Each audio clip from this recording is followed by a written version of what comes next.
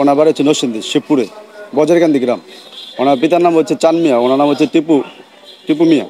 উনি আগে প্রবাস থেকে আসছিল, এখন উনি দেশে আছে। আবার প্রবাসে যাওয়ার জন্য উনি ইন্টারভিউ যেতেছিল ঢাকা।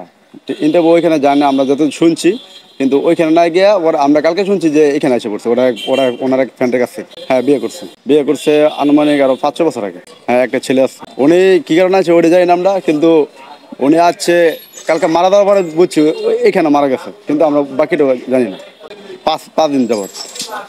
না, 5 দিন যাবৎ আমাদের সাথে যোগাযোগ ছিল না, কিন্তু কালকে যখন মারা গেছে অন্য লোকের মাধ্যমে আমরা খবর পাইছি। খবর পাওয়ার পরে আমরা এখানে ওই শিবপুর আমাদের থানাতে যোগাযোগ করি।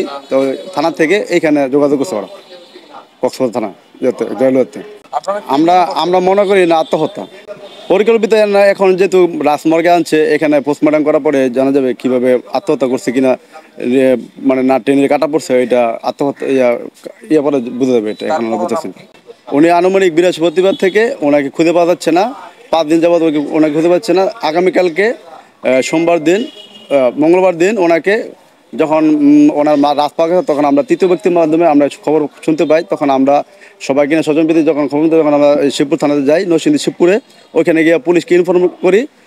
তখন উনি আমাদের এইখানে ডিটেলস ঠিকানা দিয়ে দিয়েছে, এইখানে থানার ওসির নাম্বার দিয়ে দিয়েছে। আমরা ওনার সাথে যোগাযোগ করি, আসা আমরা লাশ পাই।